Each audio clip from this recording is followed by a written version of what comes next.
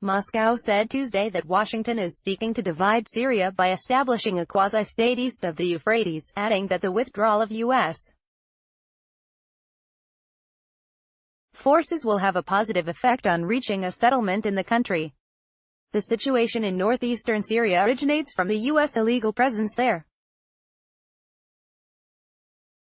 The U.S., under the pretext of fighting terrorism and taking the main Kurdish structures as allies, actually led to the formation of a quasi-state on the eastern bank of the Euphrates, Russian Foreign Minister Sergei Lavrov said in a press conference. Russia often accuses the U.S. of undermining Syria's territorial integrity by using the PKK's Syrian affiliate, the People's Protection Units (YPG). Last December, Russian Chief of Staff Gen. Valery Gerasimov said, the U.S., are also forming a government for the so-called Democratic Federation of Northern Syria. The Americans, that support the Kurd separatist sentiments by delivering arms and military equipment, allow them to oppress Arab tribes. A senior advisor to the Bashar Assad regime, however, flatly rejected the idea of giving the YPG a measure of autonomy yesterday, saying such a move would open the door to the partition of the country. Autonomy means the partition of Syria. We would never allow the partition of Syria, Buthanishaban told Reuters on the sidelines of a Middle East conference in Moscow organized by the Valdai Discussion Club. Although Washington recognizes the PKK as a terrorist organization, it has been lending support to the YPG under the pretext of fighting Daesh in Syria.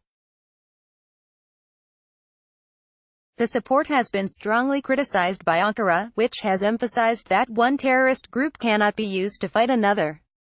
Some top U.S. military commanders, specifically those in U.S. Central Command (CENTCOM), have close relationships with top YPG terrorists on the ground, who have been carrying out its activities under the umbrella of the Syrian Democratic Forces (SDF). They are also trying to water down the withdrawal process announced by U.S.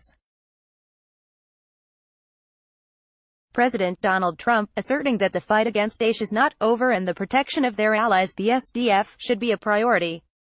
General Joseph Vittel, head of CENTCOM, met Monday with NATO ally Turkey's most wanted terrorist, the head of the PKK-dominated SDF in northern Syria, to discuss the withdrawal. Army General, along with other senior U.S. generals, met with several prominent figures of the SDF at an airbase in northeast Syria and held a press conference with a small group of reporters. In the meeting, Farhad Abdi Sahin, codenamed Mazloum Kobani, who is the commander-in-chief of the U.S.-backed SDF, called for about 1,000 to 1,500 international forces to remain in Syria to help fight the Daesh terrorist group and expressed hope that the U.S., in particular, would halt plans for a total pullout.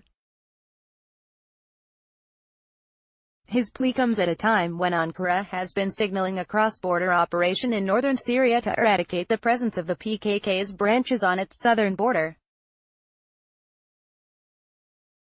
Sahin, who is also a senior figure in the YPG, has been in the red category of the Turkish Interior Ministry's wanted list, which is divided into 5 color-coded categories, with red the most wanted, followed by blue, green, orange and gray. He is known to be close to jailed PKK leader Abdullah Öcalan and was sent to Syria after a civil war broke out in the country. We'd like to have air cover, air support and a force on the ground to coordinate with us, Sahin said, listing the SDF's requests from the U.S. He reportedly said there were discussions about perhaps French and British troops supporting the SDF in Syria, but he stressed he also wanted at least a partial group of American forces, who now number more than 2,000 in Syria, to stay as well. Vittel, however, said he was still carrying out Trump's December order for a complete U.S. withdrawal, signaling that American troops staying in the country is not on the table. We certainly understand what they would like us to do, but of course that's not the path we're on at this particular point, Vittel told reporters. When asked about any discussions on a U.S. presence in Syria, Vittel said, so the discussion really isn't about U.S. forces staying here. We've looked at potentially what coalition forces might be able to do here. In December, Trump announced that the U.S. would withdraw its troops from Syria, saying that Daesh has been defeated. Trump's abrupt decision, nevertheless, has raised a wide range of criticisms suggesting that Daesh continues to be a threat, and it is a betrayal for their ally on the ground, the YPG.